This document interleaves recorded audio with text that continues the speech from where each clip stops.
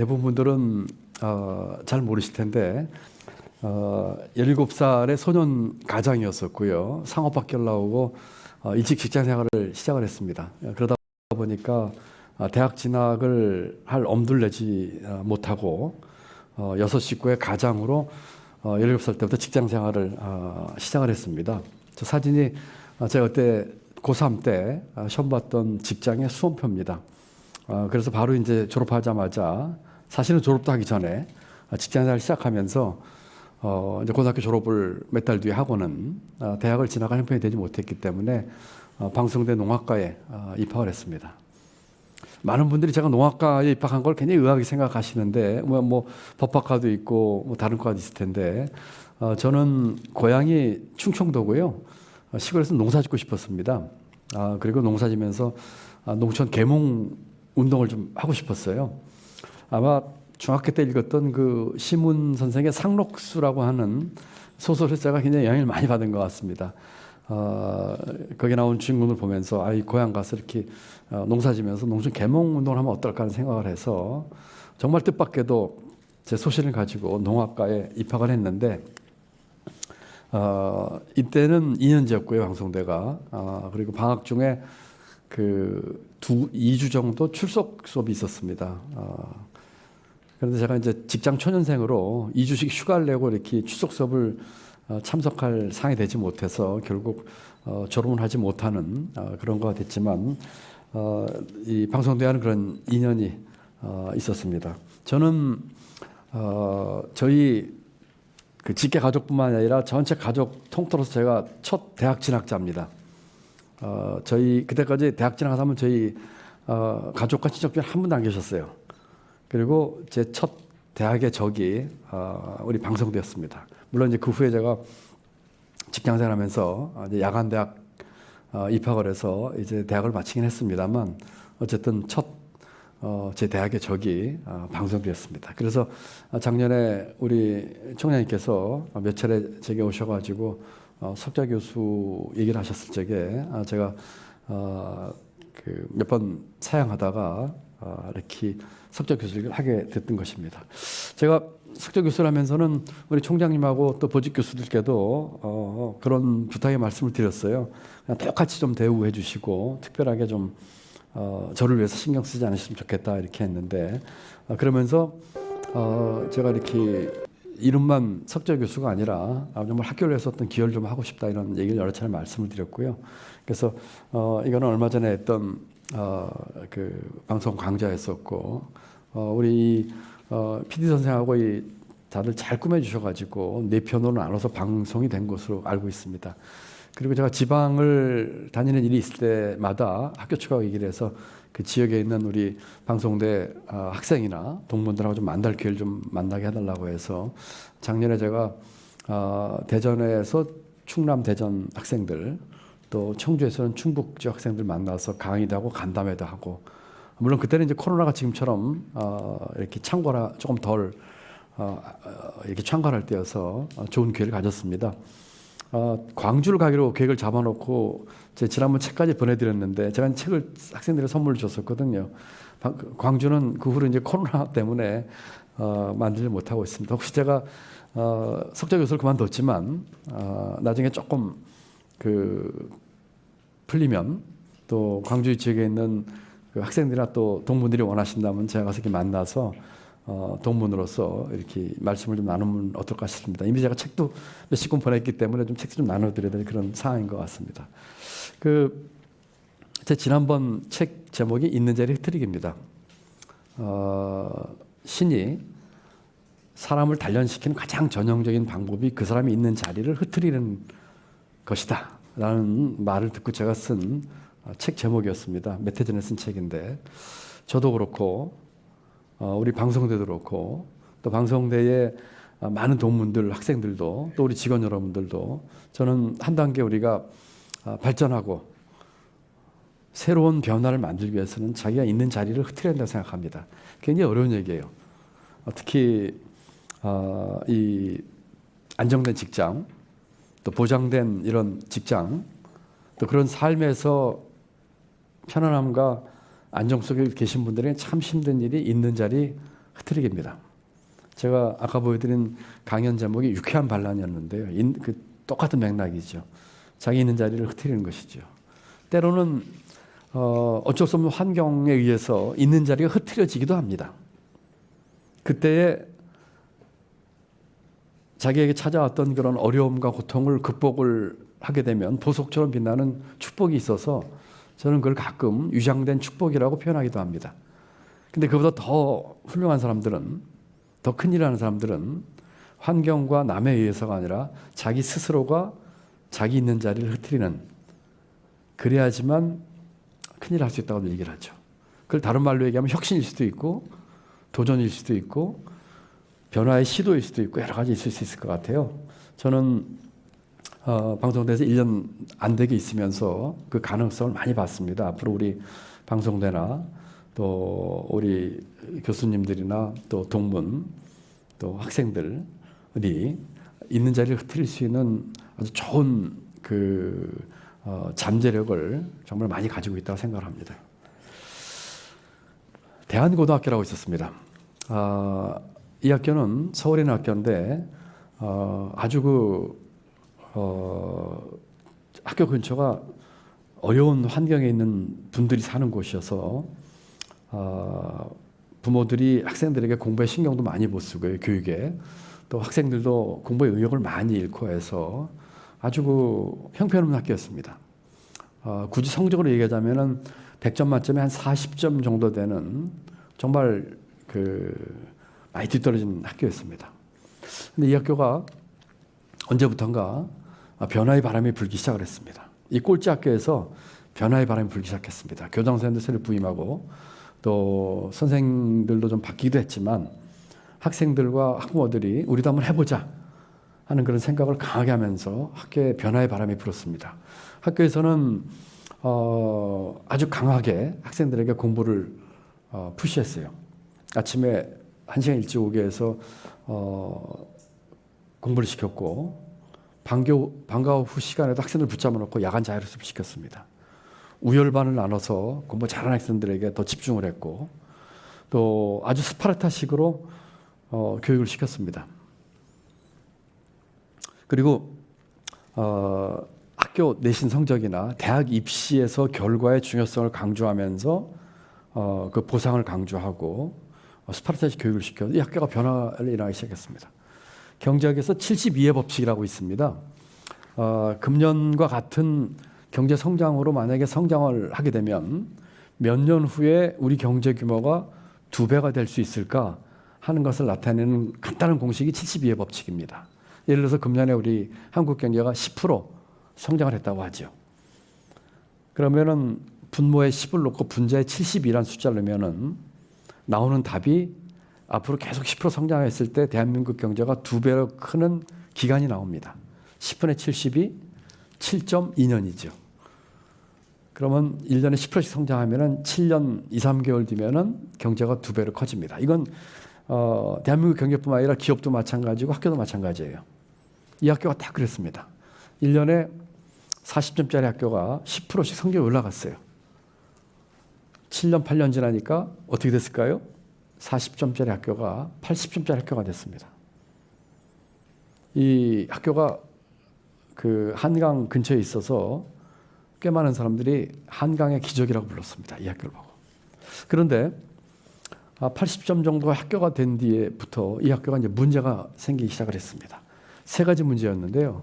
첫 번째는 지금까지 해왔던 방식, 중앙 집권적이고 스파르타식이고 하는 교육 방법이 더 이상 통하지가 않는 것 같았어요. 제자리걸음을 합니다.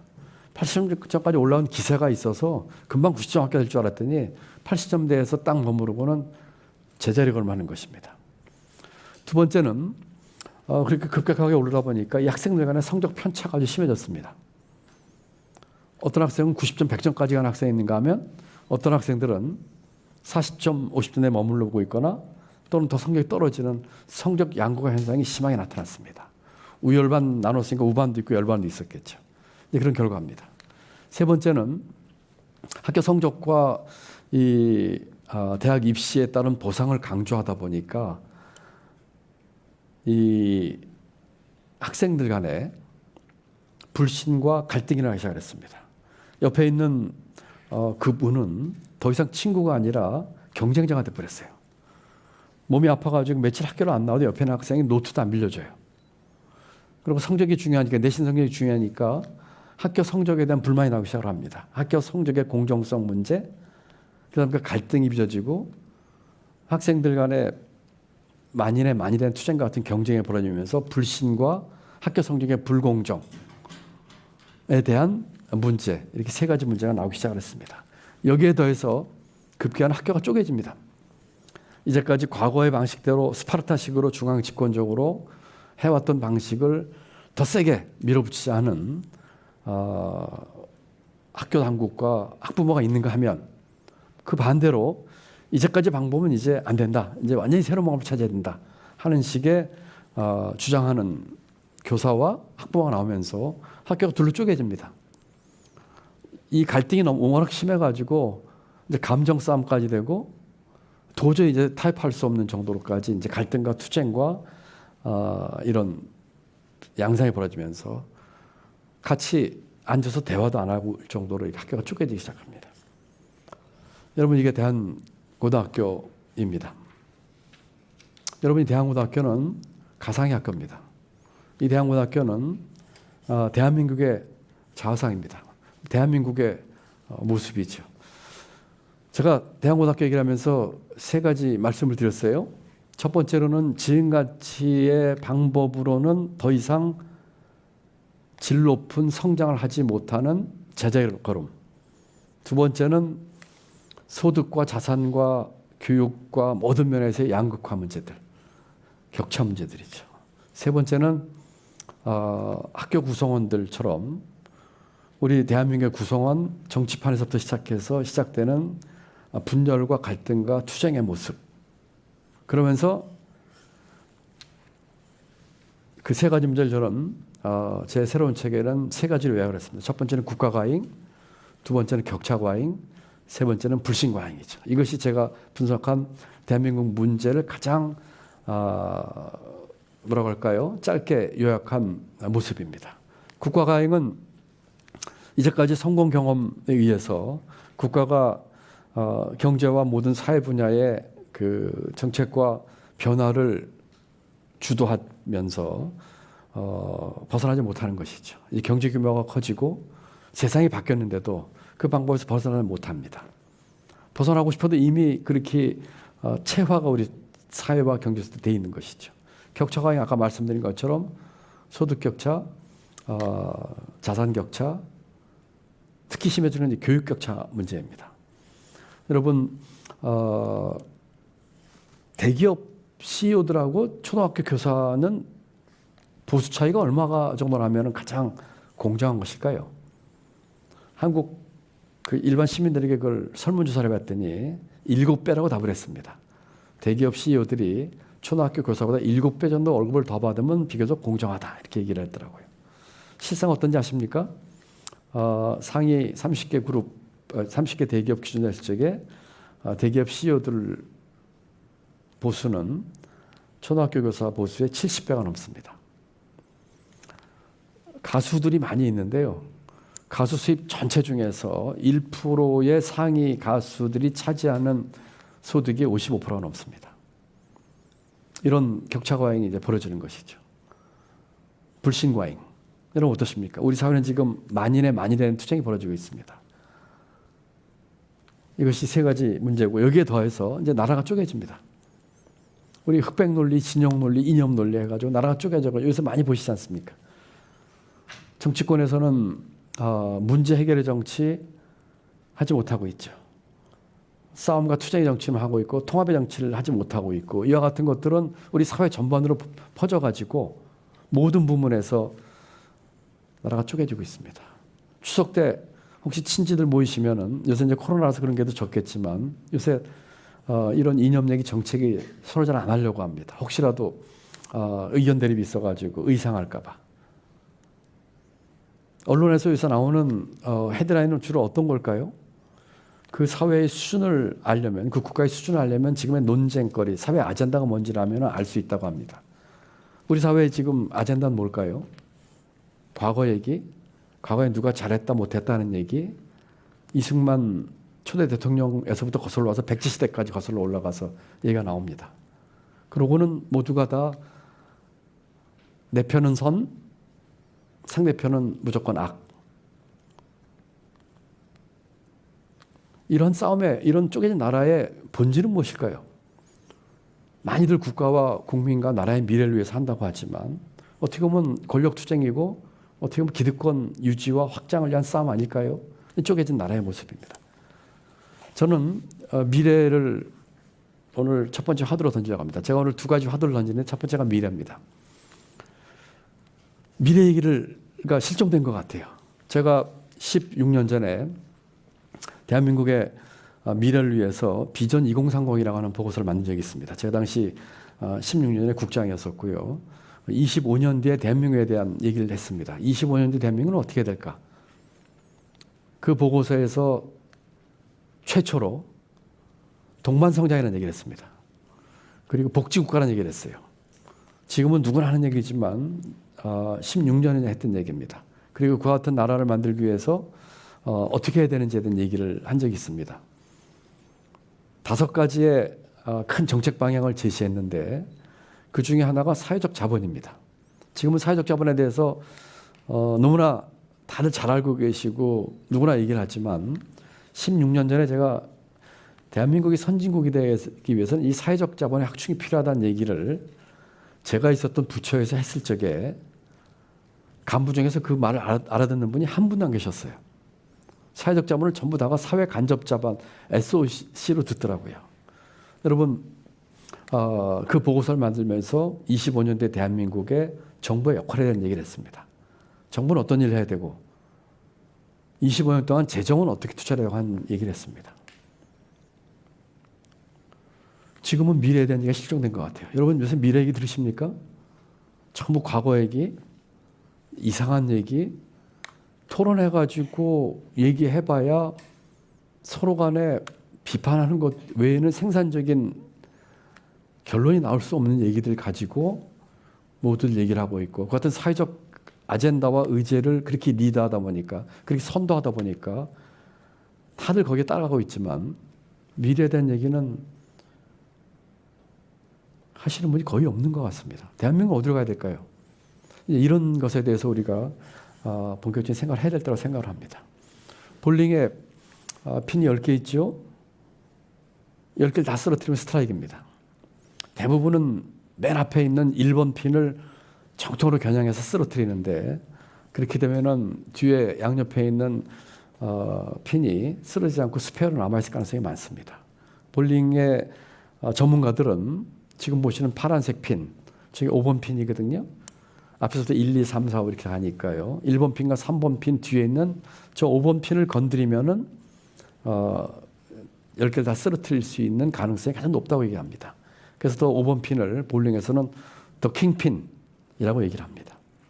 여러분 이 볼링의 핀을 대한민국 사회의 문제라고 한번 생각을 해보시죠.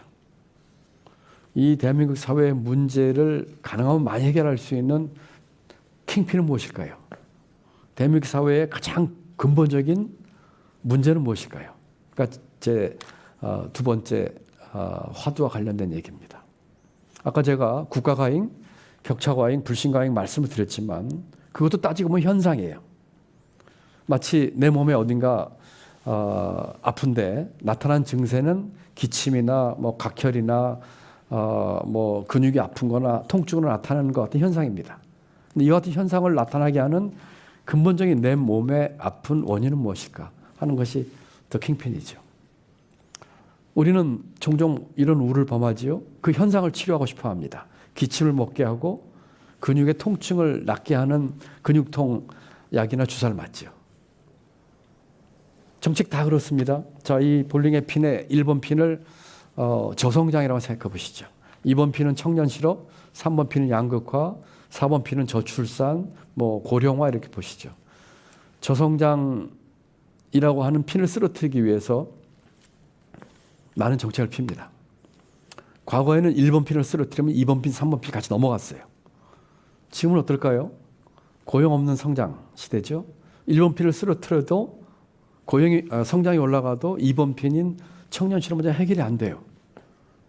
3번 핀인 양극화 문제도 과거에는 성장이 올라가면 소위 말하는 낙수 효과로 인해서 3번 핀이 어느 정도 쓰러졌는데 이제는 성장이 된다고 하더라도 소득 분배 문제가 해결되지가 않습니다. 그렇다면 5번 핀은 무엇일까요? 결론적으로 저는 승자 독식 구조라고 생각을 합니다. 아까 말씀드린 국가가행, 격차가행, 불신가행 또는 나라가 쪼개진 이유의 근본적인 원리를 파고 들어가게 되면 여러 가지를 해석할 수 있겠지만 가장 그것이 저는 승자 독식 구조라고 생각을 합니다. 한번 보실까요? 정치판은 어떻습니까? 전형적인 승자 독식 구조를 띠고 있습니다. 국회의원 선거는 단순 다수 소선거구제죠. 한 표라도 더 받는 후보자가 이깁니다. 위너 테이크스 올이죠. 승자는 다 가져가고 패자는 다 있습니다. 승자를 투표한 유권자는 과잉대표되고 그러지 않은 유권자들은 과소대표되거나 목소리가 죽습니다. 여러분 50%가 투표율에 60% 득표를 하게 되면 전체 유권자 30% 득표한 겁니다. 그런데 승자가 모든 걸 갖죠. 5년 단임 대통령제는 어떻습니까? 이기면은 모든 걸 갖습니다. 그러다 보니까 짧은 임기 내에 성과를 내야 되고 다음 정치 일정에서 이겨야 되고 하다 보니까 청와대 정보가 나오고 권력은 집중이 되고 예산은 많이 써야 되고 하는 국가 가행의 문제가 나오는 것이죠. 격차 가행은 어떨까요? 여러분 우리 사회에서 기여와 노력에 비해서 훨씬 많은 보상을 가져가는 사람과 계층이 있습니다. 아까 제가 CEO 예를 들었습니다만 그와 같은 계층이 있다는 얘기는 거꾸로 그러지 못하는 계층이 있다는 뜻이죠. 1등만 기억하는 더러운 세상이라고 하는 얘기를 어느 개그맨이 11, 12년 전에 해가지고 한번 유행한 적이 있습니다. 우리 사회는 어떻습니까? 여러분 피겨스케이팅 선수 중에서 김연아 선수의 혹시 이름 기억하는 선수 계신가요? 수영 선수나 야구 선수 중에서 이름 기억하는 한두 분 외에 기억하는 선수 계십니까? 경제뿐만이 아니라 모든 면에서 그렇습니다. 교육은 어떨까요? 우리 교육 격차 문제, 명문대학 학벌주의 문제 이건 어떻습니까? 왜 우리는 그런 학벌주의를 갖게 되고 정해진 트랙으로 우리 젊은 학생들을 몰아넣을까요?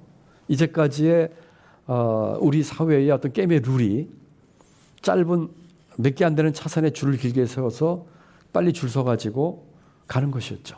명문대학을 나와야 되고 대기업을 들어가야 되고 공기업 들어가야 되고 이런 것들이죠. 왜? 그렇게 하는 것이 보상을 평생에 걸쳐서 많이 받았기 때문이죠. 이런 것들은 맞는 걸까요? 우리 여기도 이제 국립대고 저도 공무원 오래 해서 좀 누워서 침 뱉기긴 합니다만 왜 어떤 사람들은 시험 한 번 붙어가지고 평생 철밥통으로 살까요? 왜 어떤 교수들은 테뉴 트랙에 들어가면은 평생을 철밥통으로 물론 뭐 열심히 하고 잘하시는 분들 많이 계시지만 어떤 동기부여가 안 되는 걸까요? 왜 초등학교, 중고등학교 선생님들은 교육대학이나 사범대에 가가지고 교사가 되는 것일까요? 물론 그렇지 않은 길도 일부 있긴 합니다만 아무리 학교를 잘 키울 수 있는 경영 능력을 가진 사람도 교장 못 됩니다. 그런 철밥통, 순혈주의 이건 뭘까요? 그리고 이렇게 하다 보니까 지금 그림에서 보시는 것처럼 이 기득권의 성 안으로 들어온 소수의 승자들 말고 성 바깥에 있는 다수의 사람들은 피 튀기는 경쟁이 벌어집니다. 삶이 전쟁터가 되고 있습니다. 10대는 입시전쟁, 20대는 취업전쟁, 30대는 승진전쟁, 자산전쟁, 40대는 자녀 교육전쟁, 50대 이후는 노후 준비 전쟁 이런 것들이 벌어지고 있는 것이죠. 여러분 이와 같은 승자 독식 구조는 사실은 제가 전형적인 승자 독식 구조가 정치판입니다라고 말씀드렸지만 우리 사회 곳곳에 다 있습니다. 조그만 재래시장가도 있고요. 제가 총장할 때 있었던 학교의 학생들 사이에서도 그런 게 있더라고요. 자, 이와 같은 것들은 우리 사회의 커다란 가치를 여러 개 해칩니다. 첫 번째가 공정의 가치입니다. 자, 사회과학에서 많이 하는 실험이 하나 있어요. 두 사람씩 짝을 지어가지고요. 그 중에 한 사람에게 돈을 100만 원을 줍니다. 그러면 이 돈을 받은 사람은 자기의 파트너에게 얼마간의 돈을 나눠줘야 됩니다. 나눠줄 수 있는 돈을 제한을 해요. 제한의 기회는 딱 한 번밖에 없습니다. 그 제한을 상대편이 받아들이면 그 돈을 받은 사람의 제한대로 돈을 둘이 나눠 갔습니다. 만약에 상대편이 그 제한을 마음에 안 들어서 거절하면 둘 다 돈을 못 갖는 실험입니다. 아주 사회과에서는 유명한 실험이죠. 사회학자들이 이 실험을 여러 가지 형태로 수십 번, 수백 번 했는데 참 재미있게도 결론이 비슷하게 나와요. 이런 결론입니다. 100만 원을 받은 사람이, 아주 쉽게 말씀드리면 내 파트너에게 25만 원 이하를 주면 상대편이 거절합니다. 왜 거절할까요? 그냥 주는 거예요, 돈을. 100만 원 받은 사람이 내가 너 10,000원 줄게, 내가 99만 원 갖고 해도 10,000원 받은 사람은 10,000원이 이익이에요. 근데 대체로 25만 원 이하를 제의하면 거절하는 거예요. 거절함으로써 처음에 변명 받은 사람도 돈을 못 받게 됩니다. 둘러 못 받게 돼요. 이상하지 않습니까? 이 과학자들이, 사회과학자들이 거절한 사람들에게 쭉 인터뷰를 하면 왜 거절했냐고 물어봅니다. 답은 거의 똑같습니다. 그 돈을 내가 받으면 불공정하다고 느끼기 때문입니다. 여러분, 100만 원 받은 사람이 10,000원이 됐든 20,000원이 됐든 25만 원 이하를 준다고 하는 건 어떻게 보면 승자독식 구조입니다. 공정의 가치를 해치는 것이죠. 많은 사람들이 생각을 합니다. 왜 초등학교 교사보다 70배 넘는 월급을 전들이 받아야 돼? 하는 것들이죠. 예를 들면. 그래서 그 제의를 거절한 사람은 자기가 못 받는 불이익을 감수하면서까지 상대편에게 그 돈을 못 받게 합니다. 이것은 엄청난 그 임플리케이션이 있는 결과예요. 다시 말씀드리면 우리 사회가 불공정의 정도가 심해진다고 느껴지면 어떤 일이 벌어질 수도 있지 모른다는 뜻이기도 합니다. 이와 같은 승자독식 구조는 그 밖에 혁신의 가치를 줘야 합니다. 왜 그럴까요? 아까 말씀드렸죠. 왜 한 줄로 줄을 서서 명문대학 가고 대기업 가고 하려고 할까요? 그 길이 주는 안정성, 기득권 그룹에 편입되고 싶어하는 마음들, 이런 것들이 있죠. 혁신과 도전에 정반대되는 개념들입니다. 신뢰의 가치를 해치죠. 아까 여러 번 말씀드렸기 때문이죠. 이와 같은 승자독식 구조는 공정과 혁신과 신뢰의 가치를 해치는 것이죠. 여러분, 초등학교 학생들이나 유치원 학생들이 하는 게임 중에 의자 빼기 놀이가 있습니다. 이런 거죠. 10명의 학생이 있습니다. 10명의 학생이 원을 돌면서 빙빙 돌아요. 가운데는 의자가 9개밖에 없습니다. 음악이 연주가 되면 학생들이 빙빙 돌다가 음악이 딱 끝이면 의자에 앉아야 돼요. 무조건 한 명은 못 앉는 게임입니다. 그래서 9명이 앉고 나면 그다음에 어떻게 하죠? 의자를 하나 더 빼죠. 그리고 9명이 돌면서 이제는 또 다른 한 명을 뽑아내는 것이죠. 이것이 승자독식 구조가 빚어지는 무한 경쟁의 장이죠. 이와 같은 승자독식 구조의 가장 큰 문제점은 여러 가지가 있겠지만, 예를 들어서 자원 배분의 비효율성이죠. 왜 대한민국의 수많은 학생들, 청년들은 대학 입시 명문대 가기 위해서 다 같이 줄 서야 될까요? 왜 취업준비생 중에 공시생이 50만 명이 될까요? 이 전부 자원의 낭비들이거든요. 이런 것도 있지만 제가 생각할 적에 이와 같은 승자독식 구조의 가장 큰 문제는 승자와 패자가 상대적 능력 차이로 결정된다는 것입니다. 다시 말씀드리면 선거에서는 다른 후보보다 한 표만 더 얻으면 돼요. 대학 입시와 취업시험에서는 다른 경쟁자보다 1점만 더 얻으면 됩니다. 경매에서는 어떻죠? 다른 경쟁자보다 조금만 돈을 더 써내면 됩니다. 이 조금만 더라는 게 상대적 이 능력과 능력의 차이거든요. 이것은 무한 경쟁으로 유도합니다. 냉전 시대 때 미국과 소련의 무기 경쟁이 어땠나요? 목표가 무엇이죠? 상대편 적대국보다 조금이라도 더 강한 무기와 어떤 이 국방에서의 우위 아니겠습니까? 우리 사회에서 명문대학을 가기 위해서 수많은 경쟁자보다 조금만 더 하기 위해서 무한한 자원과 시간과 노력을 투자해야 되는 것이죠. 모두의 전쟁이 되어버렸어요. 아까 말씀드린 것처럼 10대, 20대, 30대, 40대, 50대 전쟁을 치르지 않는 분들이 거의 없는 것이죠. 저는 두 번째 화두로 이와 같은 문제를 해결하는 것은 한마디로 얘기하면 저는 기회라고 생각합니다. 기회입니다. 기회입니다. 여러분 이제까지 매 정부에서 이런 뭐 표현은 다를지 몰라도 이와 같은 문제를 해결해서 많은 노력을 기울였습니다. 그런데 별다른 성과를 보지 못했던 것 같아요. 왜 그랬을까요? 자, 기회를 한번 풀어보죠. 우리에게는 더 많은 기회가 주어져야 되고 더 고른 기회가 제공돼야 됩니다. 정부에서 했던 많은 일을 한번 생각해 보죠. 자, 예를 들어서 비정규직의 정규직화. 이것은 비정규직에게 기회를 준다는 의미에서는 기회를 잃나 생각할지 모르지만 사실은 아까 제가 말씀드린 문제의 근본 원인인 승자독식 구조를 깨지 못합니다. 다만 소수의 비정규직에게 정규직이 될 수 있는 기회만 주었을 뿐이지 승자도식 구조 자체를 깨지 못한 것이죠. 다시 말씀드리면 아까 말씀드린 약간의 현상적인 문제를 해결할 뿐이지 구조적인 문제를 해결하지 못한 것입니다. 제가 주장하는 승자독식 구조를 깨기 위한 기회는 세 가지입니다. 더 많은 기회, 더 고른 기회, 기회, 복지, 안전망입니다. 더 많은 기회는 우리 경제와 사회의 역동성입니다. 우리 경제 사회의 역동성이 죽어가고 있는데 이 역동성이 커져야지 기회가 늘어납니다.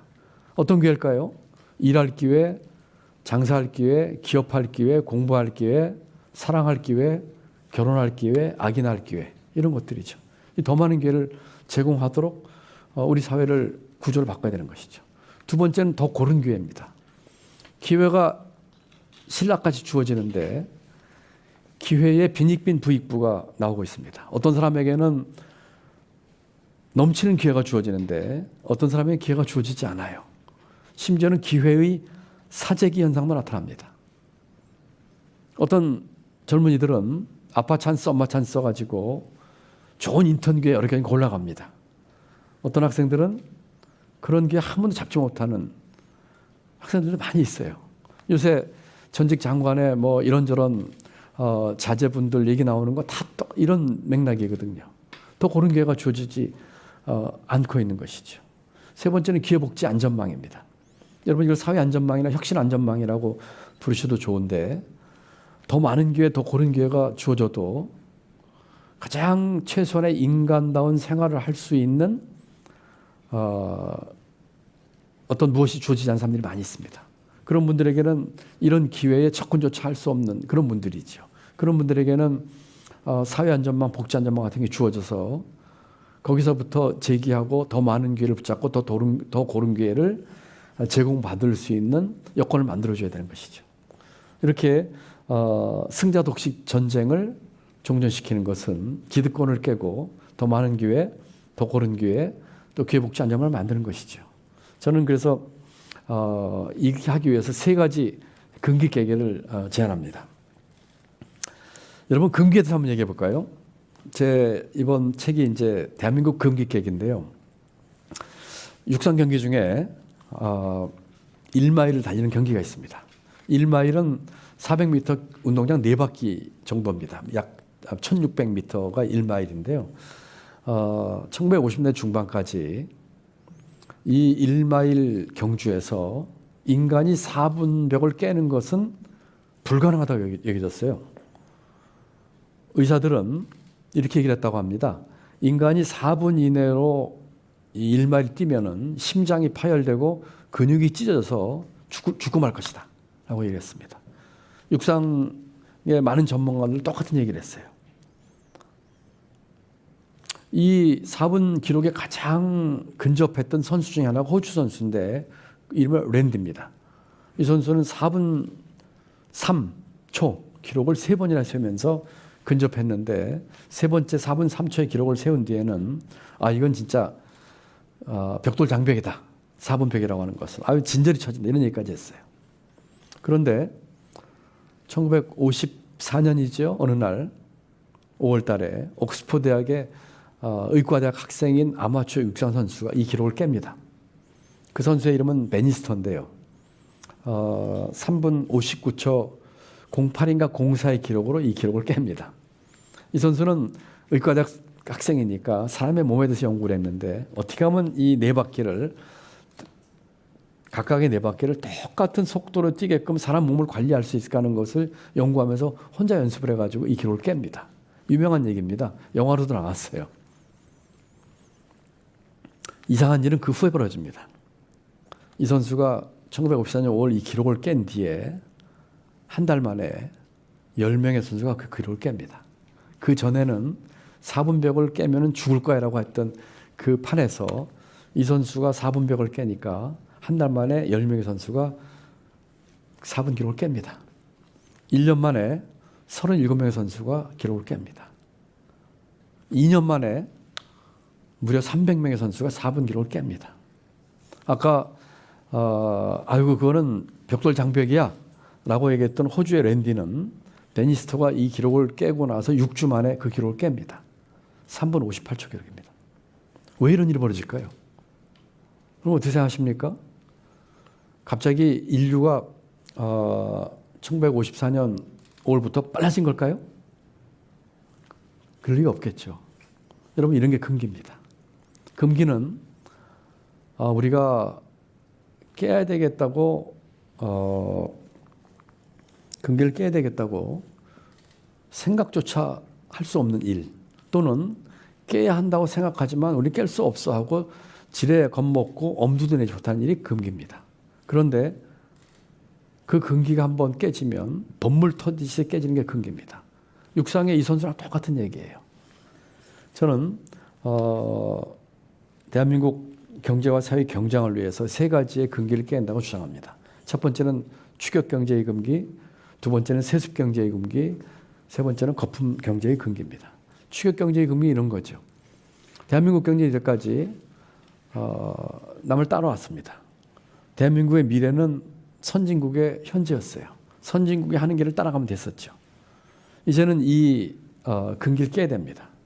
남을 따라가서 출할 수도 없거니와 이제는 우리가 따라서 할 선진국도 없어요. 이제는 우리가 우리 길을 만들어야 되는 것이죠. 남들이 던지지 못한 질문을 던지고 우리가 답을 찾아야 되는 것이죠. 이것이 추격 경제의 금기를 깨는 것입니다. 제가 몇 가지만 짧게만 예를 들고 시간이 많지 않으니까요. 스타트업 구테타 이런 겁니다. 여러분 벤처붐 꽤 오래전에 1차 벤처붐이 일었고 몇 해 전부터 2차 벤처붐 제가 경제부총리 하면서 가장 역점을 넣었던 게 벤처기업들이었습니다. 사람들은 벤처붐 하면은 벤처는 거품처럼 한번 일어났다가 꺼지는 것이야 라고 생각하죠. 이런 금기를 깨야 됩니다. 우리에게 3차 벤처붐이라는 말이 나오면 안 돼요. 지금 2차 벤처붐으로 끝까지 가야 됩니다. 이것이 스타트업 구테타죠. 대기업은 규제의 대상이야. 대기업은 늘어나면 안 돼. 이 금기 깨야 됩니다. 여러분 빅블러 시대예요. 블러는 영어로 희미하다는 뜻이죠. 산업 간의 경계가 희미해지고 있어요. 여러분 네이버는 검색 엔진 회사일까요? 아니면 온라인 쇼핑 플랫폼일까요? 여러분 해외 돈 보내실 때 은행 가서 돈 보내십니까? 아니면 핀테크 수많은 기술이 발전하고 있고 산업 간의 경계가 깨지고 있어요. 산업만의 경계만 그럴까요? 제가 볼 적에는 교육에서도 경계가 깨지고 있어요. 학문 간의 경계도 깨진다는 표현이 많은지 모르겠습니다만 언제부턴가 통섭, 인터디스플리너리 어프로치, 학교도 그럴까요? 여러분 코로나 맞아가지고 제가 총장님께 말씀드리기로는 수많은 명문대학에 방송대에 와서 같이 하자는 얘기를 했다는 얘기를 들었습니다. 과거에는 교육이 3S였죠. Same people, same place, same time. 같은 사람을 같은 시간에 같은 장소에 모아놓고 했지만 이제는 3A라고 하죠. Any person, any time, any place. 누구든 언제든 어디서 교육이 이렇게 되고 있습니다. 이게 다 빅블러 시대에 나오는 현상들이지요. 기술이 발달에 따라서. 이런 때에 플랫폼 경제에 올라탄 대기업들이 나오게 되어 있습니다. 대기업은 규제 대상이야. 대기업은 늘어나면 안 돼. 이 금기 깨야 됩니다. 노동시장의 유연성 문제 이제까지 금기였죠. 깨야 됩니다. 물론 안정성을 전제로 한 노동시장 유연성, 이 근기 깨지 못하면 대한민국이 영원히 추격경제 근기를 깨지 못할 것입니다. 두 번째는 세습경제의 근기입니다. 아까 좀 말씀드렸기 때문에 철밥통 깨야 됩니다. 왜 어떤 사람들은 철밥통을 평생 누리고 살까요? 뭉치면 산다. 근기 깨야 됩니다. 순혈주의 동종교배죠.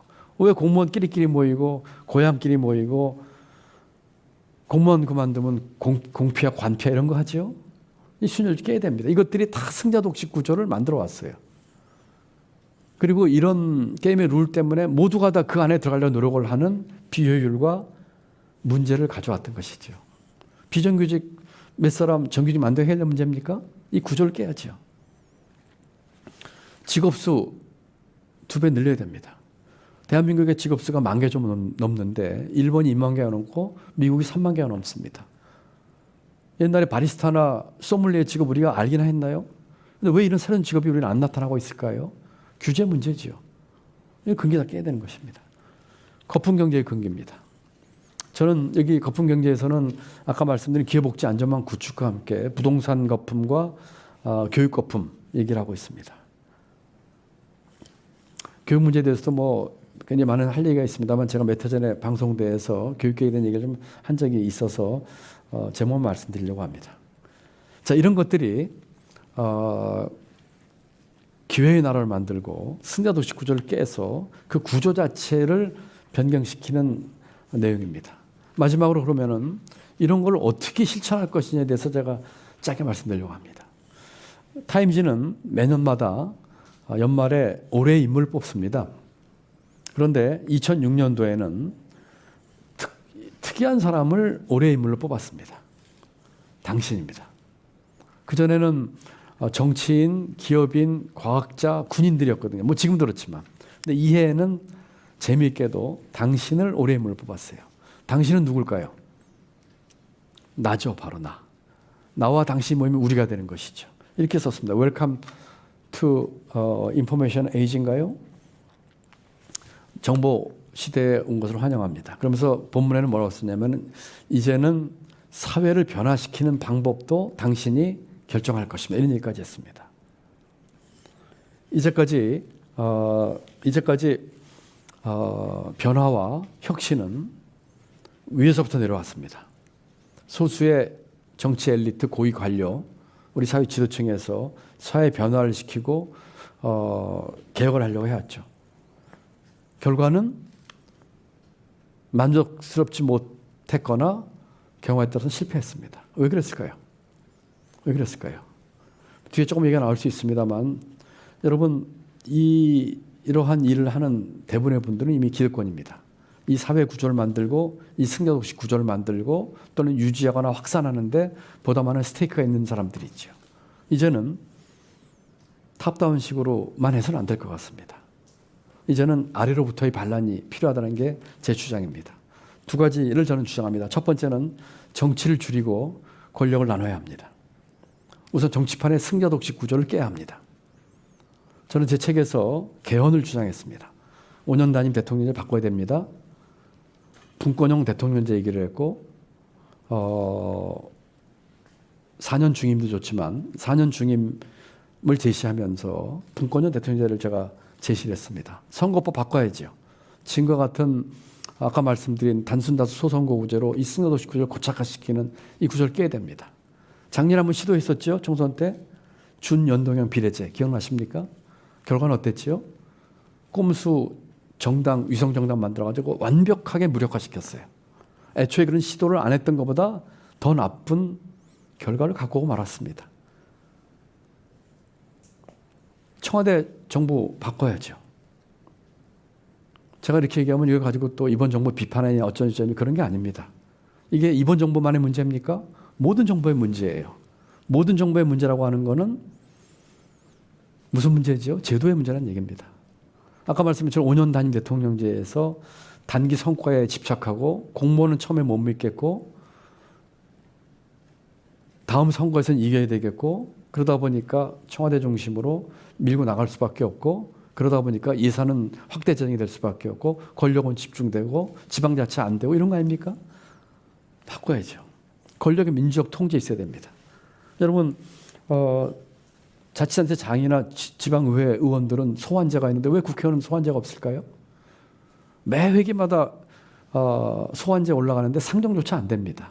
국민 발안제는 600만 700만이 사인해도 법안 하나 상정되어 있지 않아요.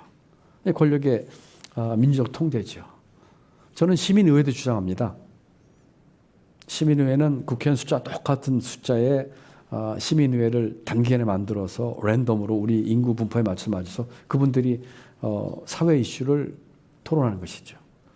국회의원들이 자기의 인터레스트가 걸려서 해결하지 못하는 문제를 거기서 논의하고 거기서 결정할 수는 없죠. 물론 그것을 국회나 정부에서는 반드시 정책 의지화하는 그런 제도 같은 것들이죠.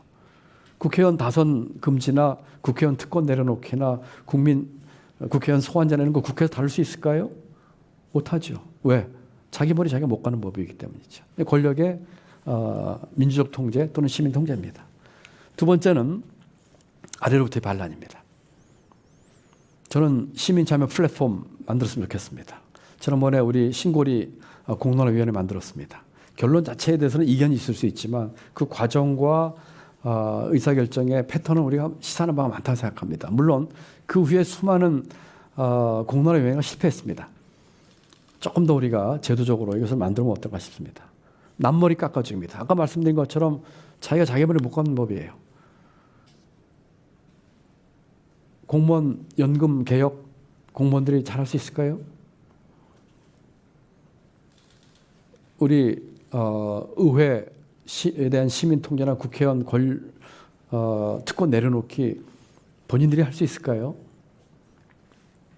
남머리 깎아주는 메커니즘을 만든다는 것이죠. 남이 깎아줄 수밖에 없습니다. 시민이 깎아줘야죠. 어떤 식으로 시민이 참여한 걸 해야겠죠. 또 하나는 이런 겁니다. 공통공약 추진위원회죠. 대통령 선거 이제까지 보면은 후보들 간의 공약이 특히 경제 분야는 한 80%가 같습니다. 그런데 선거 끝나면 어떻게 되죠?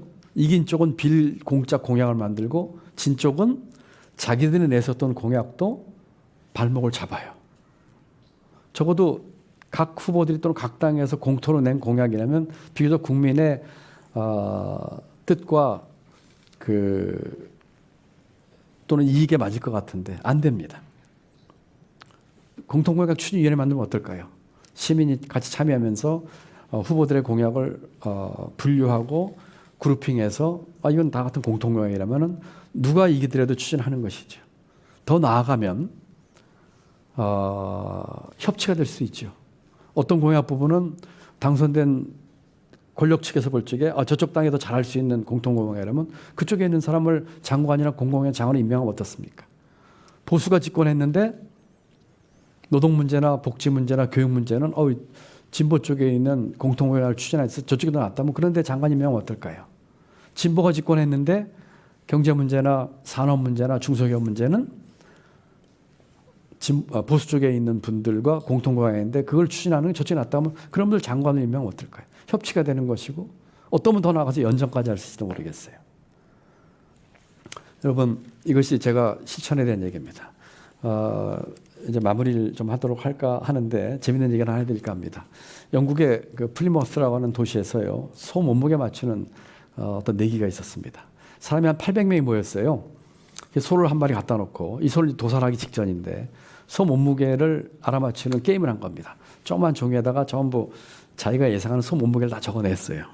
800명이니까 낸 걸 보면은 뭐 100kg, 200kg씩 차이가 아주 편차가 엄청 큽니다. 그리고 이제 나중에 소를 도살한 뒤에 진짜 소 무게와 가장 근사치의 무게를 예상한 사람이 1등하는 그런 일종의 게임이었어요. 재밌는 결과가 나왔습니다. 800명은 다 100kg, 200kg 차이가 났는데요. 800명이 낸 걸 다 합쳐가지고 평균 내니까 543.4kg였습니다. 진짜 소의 무게는 얼마였을까요? 이 평균에서 500g밖에 차이가 안 났습니다. 제레미 리프킨은 이것을 대중의 지혜라고 표현했습니다. 제레미 리프킨 책에 나오는 얘기입니다. 집단지성이죠. 아리스토텔의 반란은 그런 것입니다. 경제나 사회나 기술의 발달이나 이런 문제들은 이제는 한 줌 안 되는 소수의 기득권이나 소수의 엘리트나 정치 엘리트나 고위 관료로 해결할 수 있는 문제의 수준을 훨씬 뛰어넘었습니다. 앞으로는 더 할 겁니다. 여러분, 코로나가 창궐하고 지구 온난화 문제는 아주 심각해요. 제가 한 2달 전에도 그 밀양을 갔었는데요.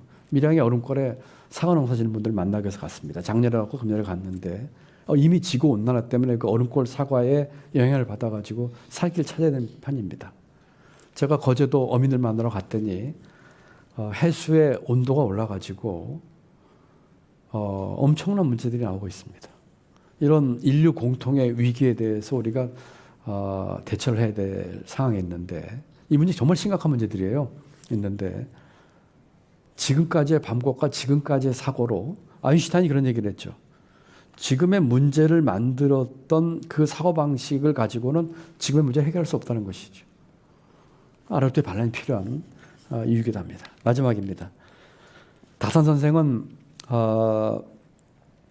조선시대 아시는 것처럼 수많은 개혁을 주장하시고 수많은 저술을 하신 분인데 돌아가시기 전에 자기 묘비 를 직접 쓰셨습니다. 길게 자기 생애와 이 철학을 쭉 쓰셨는데 그 중에서 다 선생이 썼던 책 중에서 경세유표란 책이 그 당시 조선시대의 모든 제도와 관행을 개혁하자는 책이었죠. 그 책을 서술하신 이유를 5글자로 요약을 했습니다.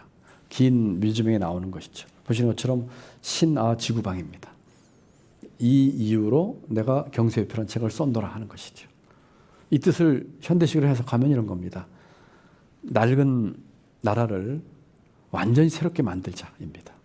저는 이번에 책을 쓰면서 진짜 대한민국의 문제는 뭘까? 이 문제를 해결하는 대안은 무엇일까? 그리고 실천을 어떻게 할 수 있을까? 이 3가지 물음에 대한 답을 찾기 위해서 이 책을 최근에 썼습니다만 아까 말씀드린 것처럼 문제는 현상적인 문제가 아니라 문제의 뿌리. 대안은 아까 자세한 말씀을 조금 덜 드렸습니다만 우리가 추구하는 가치와 철학과 방향은 무엇일까? 이것은 거꾸로 얘기하면 비전이죠. 어떤 비전에서 어떤 대안을 가져야 될까? 얘기를 금기깨기란 것으로 해서 제시를 했고요. 마지막으로 방법은 아래로부터의 반란, 정치는 줄이고 권력은 나누고 집단지성 뭐 이런 말씀을 드리는 것입니다. 스케이팅 그 겨울 스포츠에서 쇼트트랙 경기가 있죠. 쇼트트랙 경기는 실내 아이스링크를 도는 경주죠. 경주를 하는데 내가 나보다 훨씬 앞서가는 선수가 있는데 이 선수를 따라잡을 수 있는 기회는 직선 레인에서는 나오지 않는다고 합니다. 대부분의 경우는 코너를 돌 때, 코너웍을 돌 적에 앞 선수를 추월할 수 있는 기회가 나온다 그랬죠. 여러분 많이 보셨죠? 여러분 지금 대한민국이 코너를 돌고 있습니다. 근데 대한민국뿐만 아니라 전 세계가 지금 코너를 돌고 있습니다. 한번 보십시오. 코로나에 국제 정치, 외교, 경제 질서가 재편되고 있고요. 4차 산업혁명의 기술은 하루가 다르게 발전을 하고 있고요. 또 지구 인류를 위협하는 공통의 위협인 지구온난화 문제, 아까 말씀드린 테러 문제, 이민 문제 등등 이런 문제들이 다 같이 겪고 있습니다. 이 뜻은 선진국, 중진국, 후진국 할 것 없이 다 같이 코너를 돌고 있다는 뜻입니다. 지금이 대한민국에게는 저는 기회라고 생각합니다. 대한민국도 어렵죠. 위기죠. 이 얘기는 다른 말로 하면 다시 기회라는 얘기죠. 지금 우리가 정말로 아까 제가 말씀드린 제 버전으로 하자면 승자독실 구조를 깨는 그 판을 깨는 그런 노력, 그리고 우리가 갖고 있는 이런 금기들 아까 베니스트라고 하는 선수처럼 깨기 시작하면은 순식간에 깰 수 있는 것이거든요. 여러분 이런 그림 기억나십니까? 코끼리, 어린 코끼리가 작은 말뚝에 매어 있습니다. 옆에는 이 코끼리가 커가지고 성인 코끼리가 됐는데도 그 작은 말뚝에 여태 매어 있어요. 왜? 그렇게 매어 살았기 때문이죠. 이 큰 코끼리는 심 한번 쓰면 그 말뚝 쓱 뽑을 수 있는데 못 뽑아요. 그게 금기입니다. 우리가 갖고 있는 수많은 금기를 깨물어서 저는 다산선에 얘기한 낡은 나라를 새롭게 하는 그런 길을 우리가 갈 수 있지 않을까 생각합니다. 비록 방송대는 떠납니다만 거의 50년 전 가까이에 방송대 입학을 했던 동문의 한 사람으로 또 석좌 교수를 했던 한 사람으로 우리 방송대에서 필요한 여러 가지 일들이 있으면 또 제가 할 수 있는 작은 신분이 있으면 언제든지 즐거움을 하겠다는 말씀 드리면서 강연을 마치겠습니다. 잘 들어주셔서 감사합니다.